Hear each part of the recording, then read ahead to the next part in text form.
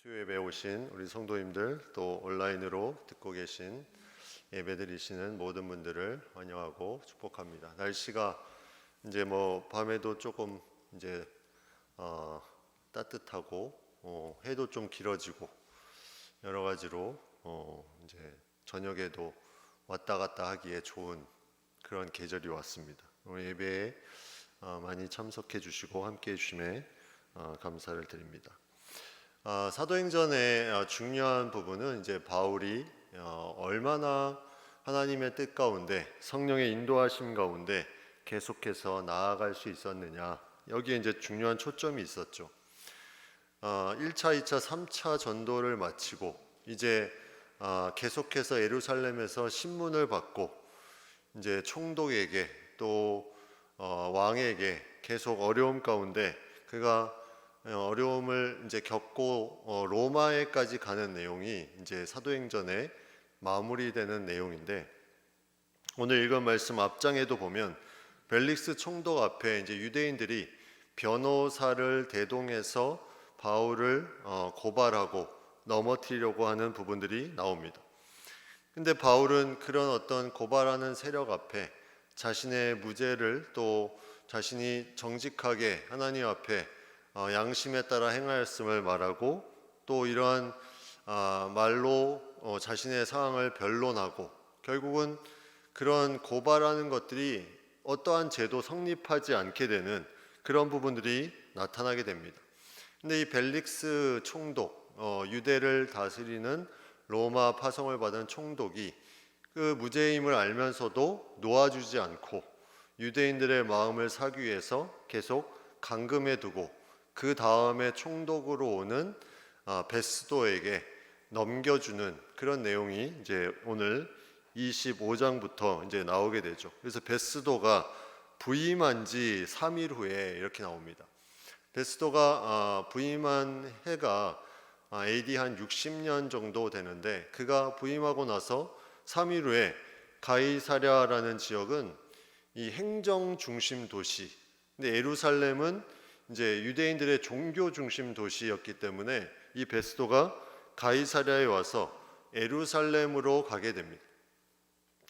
여기서 올라가니라는 표현이 있는데, 지역적으로는 북쪽에 있는 지역이 가이사랴고 남쪽에 있는 지역은 이제 예루살렘인데, 예루살렘이 고지가 조금 더 이제 높았기 때문에 올라간다는 표현을 하고 있는데, 이런 3일 부임한 지 3일 만에 그가 이제 순방을 하는 겁니다. 지역에 어떤 일들이 있을까, 이 지역이 어떻게 잘 이루어지고 있나, 또 여러 가지로 또 문제가 없나 하는데, 이제 예루살렘에 가서 만난 사람들이 대제사장들과 유대인 중 높은 사람들이다.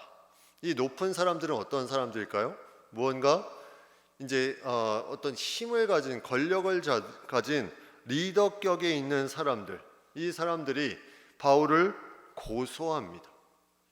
이게 가능한 얘기인가? 3일 후에, 이제 부임하고 3일 후에 예루살렘에 처음 만났는데 이 유대인들이 한 것이 뭐냐면 고소했다, 이렇게 나오고 있습니다. 고소하는 이 일이 왜 이렇게 급하게 이루어져야 됐을까? 이 대제사장들과 유대인 중 높은 사람들은 바울을 어떻게든지 막고 없애기 위해서 이제 좀 무언가 계속 방법을 써도 잘 안 되기 때문에, 이제 총독이 바뀌었으니까 다시 이들을 엎어야 되겠다 하면서 이제 그런 부분으로 이제 고소하며 고발하며 나아가는 그런 부분들이 나타나죠. 근데 이때 베스도가 뭐라고 말하냐면, 이제 4절에 보면 베스도가 대답하여 바울이 가이사랴에 구류된 것과 자기도 멀지 않아 떠나갈 것을 말하고, 이제 두 가지입니다.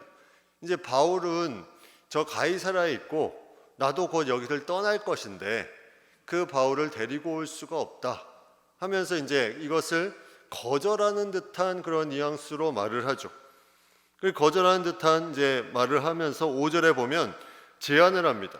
너희 중 유력한 자들, 이 유력한 자들이 앞에 이 높은 사람들과 이제 비슷한 높은 지위에 있는 사람들을 말하는데, 유력한 자들은 나와 함께 내려가서 그 사람에게 만일 옳지 아니한 일이 있거든 고발해라. 이 베스도도 유대인들의 어떤 이런 3일 만에 갔음에도 그들이 무언가를 바울을 넘어뜨리고자 하는 그 마음을 이걸 완전히 뿌리치지 못했어요. 왜냐하면 유대인들의 그 마음을 이 베스도도 얻어야 되기 때문에 완전히 뿌리치지 못하고 무엇을 제시합니까? 나와 같이 가서 정식으로 고발하면 내가 그것에 어느 정도 응답을 해주겠다. 약간 이런 식으로 그가 말하는 것을 보게 됩니다.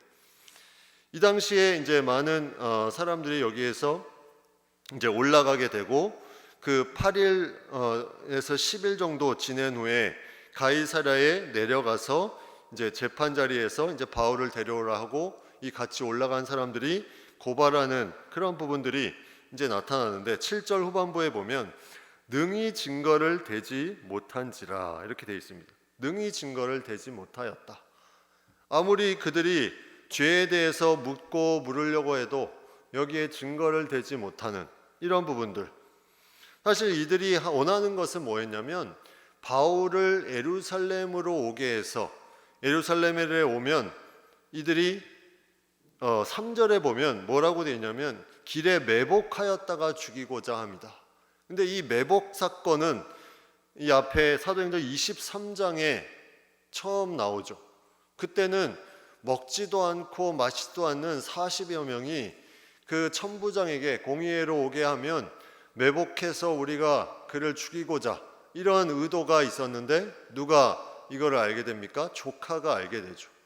생질 조카가 알게 돼서 이것을 천부장에게 말하고 이제 그 천부장이 알고 벨릭스에게 보내게 되는 이제 이러한 매복의 작전을 쓰는데 이번에는 이 사람들의 원했던 바는 예루살렘으로 오게 하면 또 매복해서 이때는 누가 매복하냐면 그때 대제사장들과 유대인 중 높은 사람들이 이 얘기를 합니다.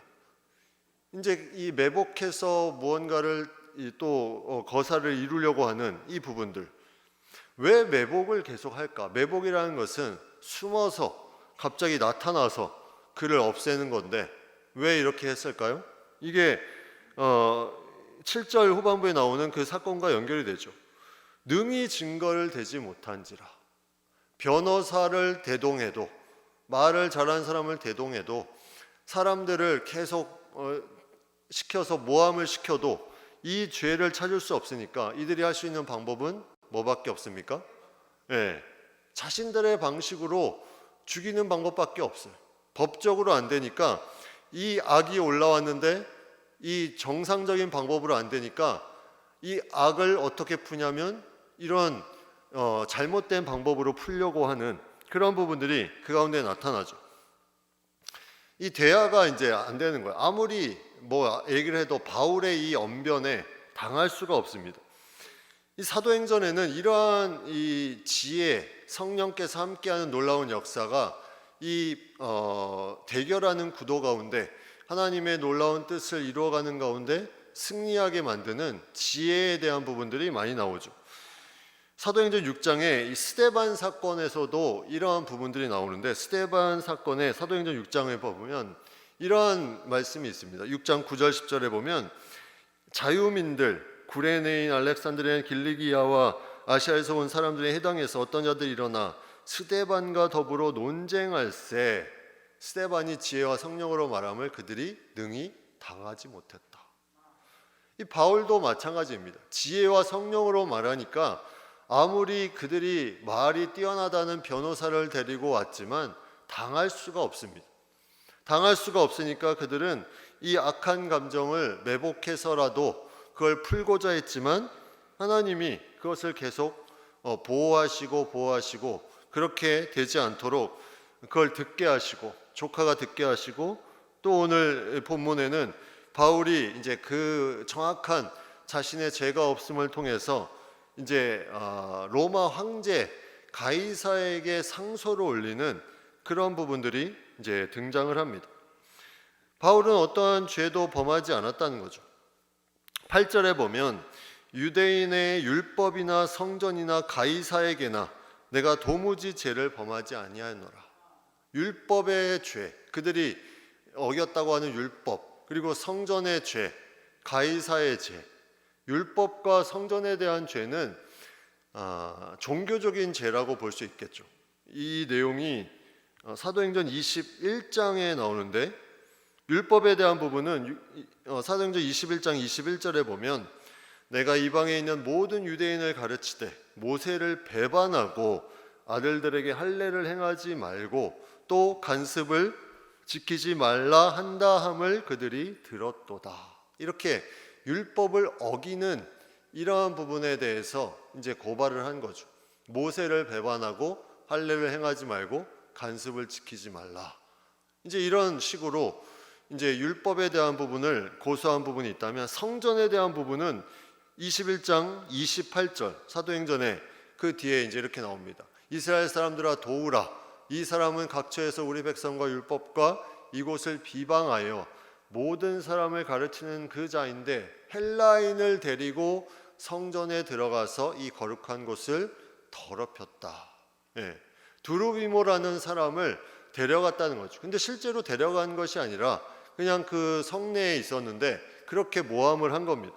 그리고 또 하나 가이사에 대한 부분이다. 이거는 약간 종교적인 부분보다 이 종교적인 것을 어떻게 고발했냐면 정치적인 문제로 고발을 한 거죠. 저런 바울이 계속 활동하게 두면 로마가 제대로 통치하는 것도 이거 제대로 이루어지지 않는다. 그렇기 때문에 힘든 상황이 올 것이다 하면서 이제 이 유대 지역에 있는 그런 부분들의 정확한 그런 어떤 소동이나 이런 부분들을 없애는 그런 부분들을 이제 바울이 변명하면서 하고 있죠. 근데 이 당시에 어떤 좀 배경을 좀 보면 중요한 이제 오늘 이 나오는 베스도라는 인물, 이게 이제 로마의 총독이죠. 근데 이 당시에 유대 땅에는 이 베스도의 어떤 그런 부분들을 전에 분봉왕이 이제 그 지역에 활동을 하고 있는 사람들이 이제 있었습니다. 이제 분봉왕이 생기기 전에 헤롯 대왕, 그 예수님이 태어났을 때 베들레헴에 있는 2살 아래의 아기를 다 죽이라고 하는 헤롯 대왕이 있었는데, 그 헤롯 대왕이 죽고 나서 로마는 이 무슨 생각을 했냐면, 저 헤롯 대왕이라는 사람이 로마 사람도 아닌데 저 넓은 유대 땅을 다 다스리는 것은 옳지 않다 해서 그 유대 땅을 전체를 3등분을 합니다. 3등분. 지도를 잠깐 보여주시면 이제 이 색깔별로 이제 빨간색, 초록색, 이제 보라색이 있는데 이 3등분을 하는데, 이 3등분에 각각의 왕과 같은 사람을 세웁니다. 그 사람을 바로 분봉왕이라고 하죠. 그래서 분봉왕이 유대와 사마리아와 이두메, 이 분홍색 빛이 있는 그쪽에, 근데 여기가 가장 중요한 핵심 지역이었어요. 로마에서는 이 총독을 보냈다는 얘기는 이 지역에 특별히 관리할 부분이 필요했기 때문에 가이사랴, 예루살렘이 다 이 지역에 있었고, 여기에 대한 부분을 이제 무언가 잘 관리를 해야 되는 부분이 있었습니다. 그리고 녹색 부분, 이제 이 녹색 부분은 그 밑에 갈릴리와 베레아 좀 떨어져 있지만 이 지역에는 이제 헤롯 아켈라오, 헤롯 아그리빠, 안디바, 이제 아그리빠, 오늘 본문에 나오는 이 아그리빠가 이제 안디바에 이어서 다스렸던 지역이고, 그 위에 보면 빌립의 영지라고 돼 있는 약간 보랏빛 나는 갈릴리 북동쪽에 제일 위에 있는 지역은 이제 빌립이라는, 헤롯 빌립이라는 이제 다 헤롯 대왕의 아들들이죠. 이 아들들이 각 지역을 다스리고 있는데 가장 문제가 되는 핵심 지역이 바로 유대, 사마리아, 또 이 이두메 이 지역이었어요. 이 지역에 유일하게 이 로마의 총독을 보낸 것이고, 이 지역을 무언가 수습하기 위해서 계속 벨릭스 베스도 이렇게 해서 그 지역의 어려움들을 해결하고자 하는 그런 부분들이 있었는데, 이 지역에 나중에 이제 이 부분들이 계속 이 아들의 아들들까지 계속 이어져서 이제 내려갑니다. 이제 뭐 아그리파 1세, 그리고 오늘 본문에 뒤에 나오는 아그리파 왕이라고 나오는데, 이 아그리파 왕은 아그리파 2세, 헤롯 대왕의 증손자. 그러니까 계속 헤롯 대왕 이후로는 이 지역을 나눠서 계속 활동을 하고 그 지역을 맡아서 다스렸는데, 로마 총독은 이 유대, 사마리아, 이둠의 이 지역에 중요한 부분이 있기 때문에 여기에 로마 유대 땅을 다스린 로마 총독을 보내서 계속 이제 통치를 한 거죠. 그 이제 사람이 벨릭스, 베스도, 그리고 예수님을 십자가에 내어준 빌라도, 이런 사람들이 다 이런 로마의 총독으로 활동했던 사람인데, 이 세 사람의 공통점이 있어요. 이 빌라도, 벨릭스, 베스도의 공통점이 뭐냐면, 이 유대 땅을 다스리는데 로마 법대로 그대로 다스리면 사실 공평하게 문제가 없는데, 이들이 공통적으로 이 땅에 무엇을 얻기를 원했냐면 유대인들의 마음을 얻기를 원했죠. 왜냐하면 이들은 정치인들입니다. 정치인들인데 로마의 파송을 받았는데 그 지역이 더 혼란스럽다, 뭔가 더 다툼이 있다, 이런 소리가 로마에 들어가면 이들의 정치적 입지가 낮아질 수밖에 없기 때문에 무언가 잘 해결되는데 정의보다는 그들의 마음에 무언가 맞는 부분들을 위해서, 빌라도도 예수님을 그래서 내어준 거 아닙니까? 이 앞에 벨릭스도 더 감금, 죄가 없음을 알면서도 더 감금해 둔 것도 그런 이유고, 바울을, 이 베스도도 이제 그런 부분들을 이제 우리가 보게 되는데, 9절에 보면 이렇게 나와 있습니다. 베스도가 유대인의 마음을 얻고자 하여 바울대로 묻되 내가 예루살렘에 올라가서 이 사건에 대하여 내 앞에서 신문을 받으려니. 이건 상당히 위험한 말입니다. 왜냐하면 이 앞에 3절에 보면 매복하고 있었습니다. 이 매복해서 죽이겠다는 사람들이 있었는데, 베스도가 그 유대인들의 말에 환심을 사기 위해서 바울에게 묻는 거예요. 너 예루살렘에 올라가서 이 사건에 대해서 신문을 받을래? 만약에 바울이 아무 생각 없이 그래 그러자 했으면 큰일 나는 일이었어요.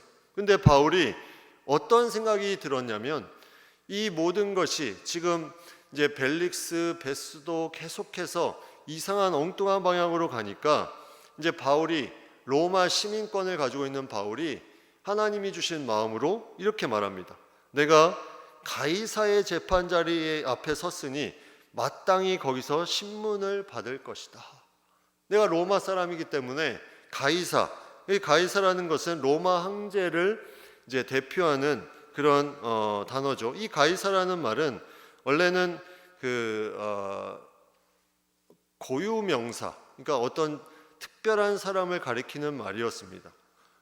시저, 율리우스 시저, 카이세르, 그 사람을 가리키는 어떤 용어였는데, 그의 양자였던 율리우스 카이사르 옥타비아누스, 우리가 아는 아우구스투스가 BC 27년에 로마의 초대 황제로 즉위한 이후부터는 이 로마 황제를 그냥 통칭적으로 고유명사가 아니라 일반 명사로 가이사라고 칭합니다.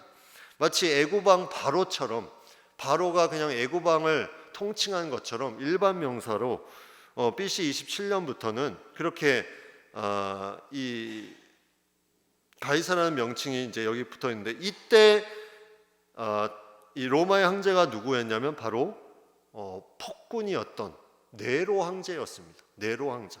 네로 황제는 54년부터 68년 사이에 이 로마의 황제로 있었는데, 이 베스도가 이곳에 부임한 게 60년이니까 네로의 통치 사이에 있었고, 그는 2년만 다스립니다.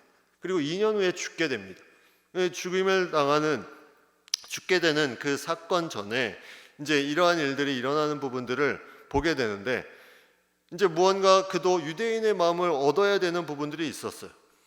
당시 폭정을 행하는 이 네로 황제, 자신이 정치적인 어떤 입지가 이러한 부분에서 더 강해지기 위해서는 자신도 강한 모습을 보여야 되는데, 유대인들이 자신들의 뜻과 맞지 않는 어떤 로마의 총독이 와서 힘들게 하면 그들이 황제에게 고소할 수도 있고 또 다른 어떤 상소를 할 수도 있기 때문에 무언가 이제 좋은 방향으로 해결하기 위해서 이제 이렇게 한 것입니다. 근데 바울은 그런 부분들을 알아서 이제 그가 가이사에게 내가 이제 신문을 받겠다 이렇게 결정을 하죠. 그리고 10절 후반부에 보면 내가 유대인들에게 불의를 행한 일이 없나이다 명확하게 말을 합니다. 그전에는 이제 어떤 고발하는 사람들이 계속 고발을 해서 어려움에 있었지만 죄를 찾지 못하고 또 이 베스도라는 사람이 유대인의 마음을 얻기 위해서 자신을 예루살렘에 보내려고 하는 이 순간에 바울은 명확하게 말을 합니다. 이제는 이 유대인 땅에서 내가 무언가를 무죄함을 해결하는 그런 방법을 찾을 수가 없다.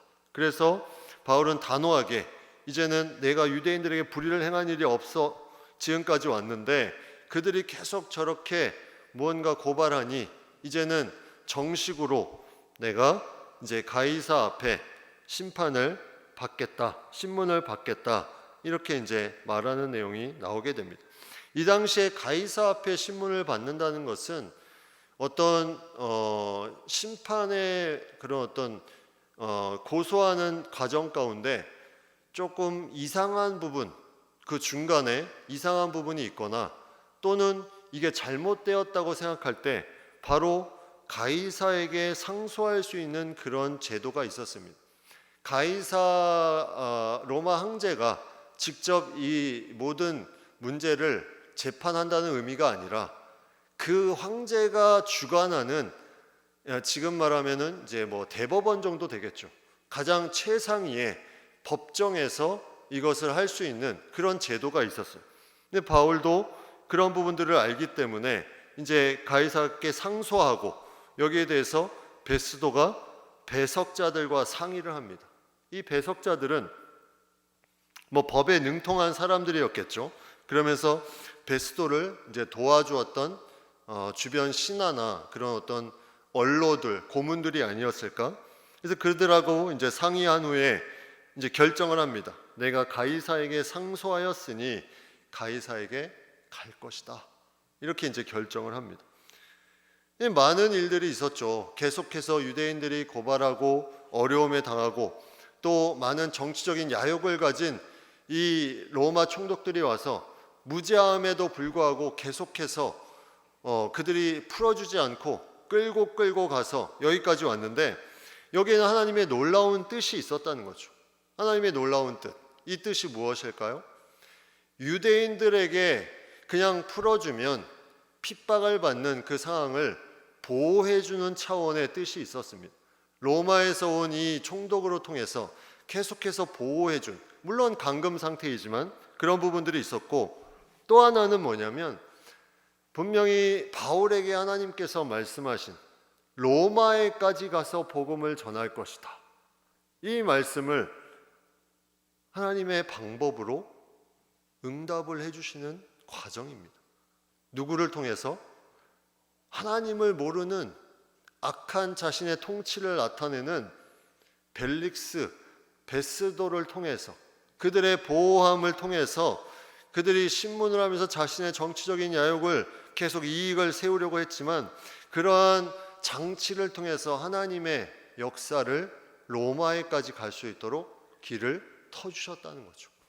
이게 바로 요셉이 고백했던 당신들은 나를 해하려 하였으나 하나님은 이것을 선으로 바꾸사 만민의 생명을 구원하려 하셨다. 이 놀라운 역사를 이루어가는 귀한 일들이 여기에도 나타나는 거죠.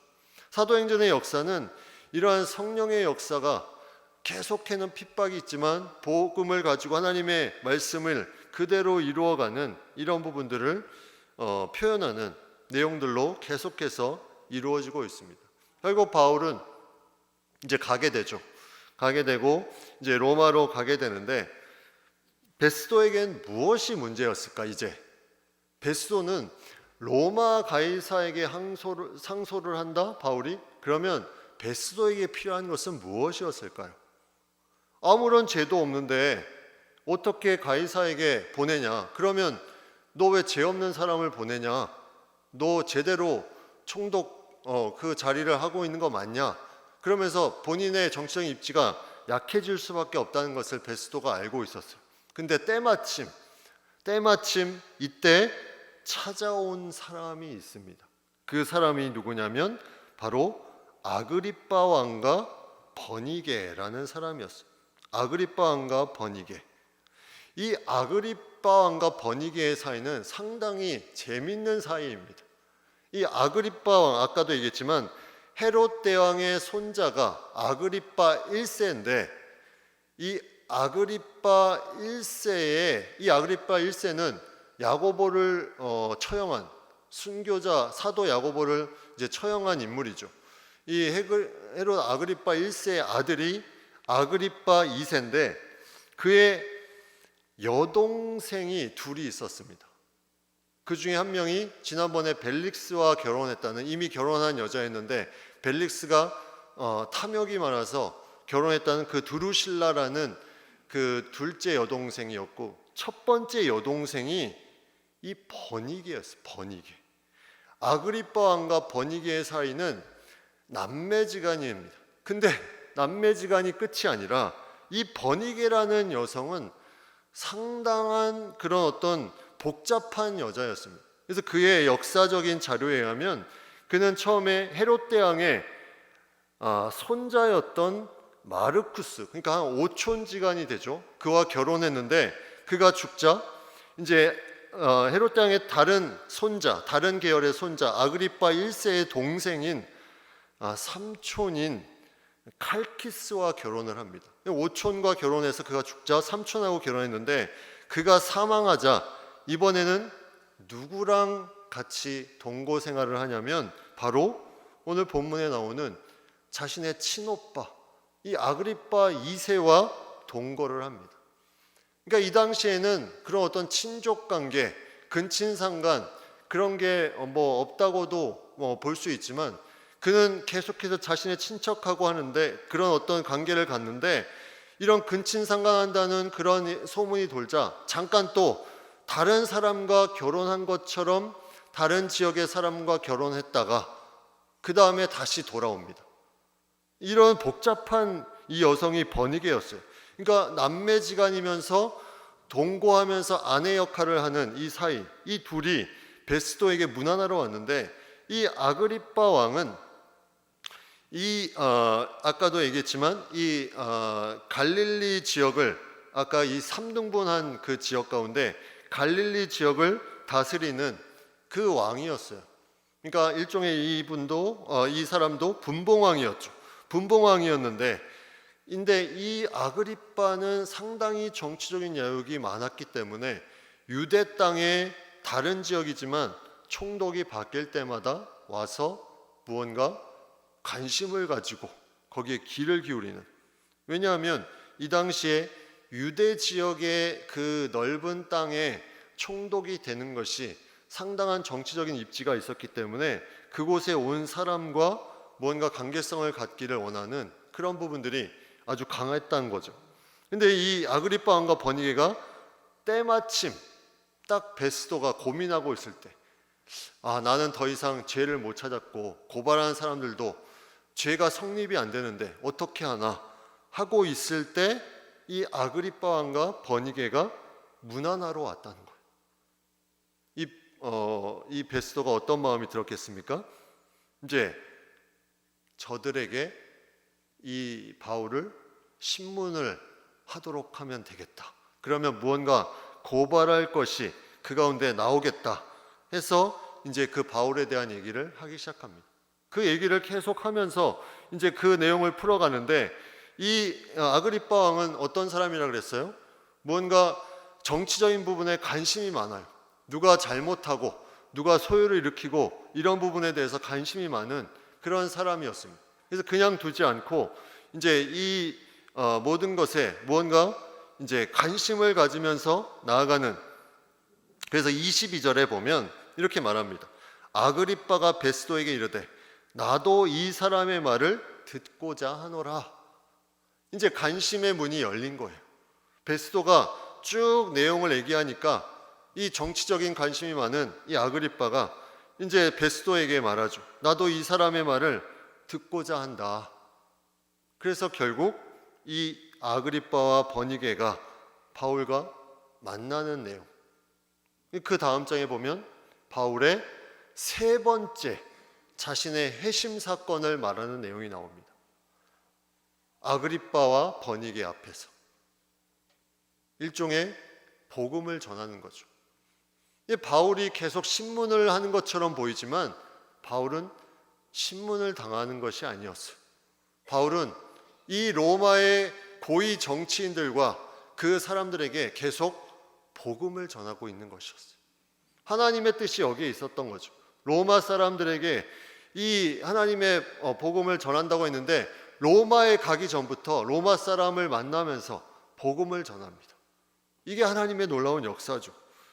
그래서 그 내용이 26장에 이제 나오는 내용인데 이 13절 이후의 내용부터 그 26장의 내용을 우리가 다음에 같이 보기로 하고, 오늘은 이 하나님의 약속 그리고 하나님께서 로마로 보낸다는 이 귀한 약속의 말씀을 계속해서 이루어 가시는, 그것이 핍박과 고난이 있었음에도 불구하고 거기에 어떤 막힘이 있는 것이 아니라 바울은 계속해서 복음을 전하고 거기에 자신의 당대함을 말하고 나아갔던 부분들, 그것을 통해서 하나님이 계속 바울을 인도하시는 모습들, 이게 우리에게 주는 놀라운 도전의 말씀입니다.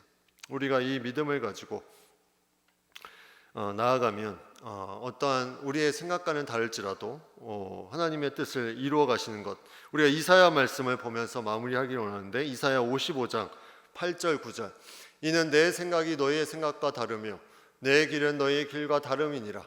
여호와의 말씀이니라. 이는 하늘이 땅보다 높음같이 내 길은 너희의 길보다 높으며 내 생각은 너희의 생각보다 높음이니라. 바울이 이러한 일들이 있었음을 생각했겠습니까? 로마까지 가는데 계속 총독이 자신을 신문하고 아그리빠 버니게가 또 자신을 신문하고, 그러나 바울의 생각보다 더 높은 하나님의 뜻이 그 가운데 계속 펼쳐지고 있었음을 우리는 그것을 인정하는 것, 이것이 믿음의 고백이요 영적인 전쟁터에서 이루어지는 일임을 잊지 말아야 될 것입니다.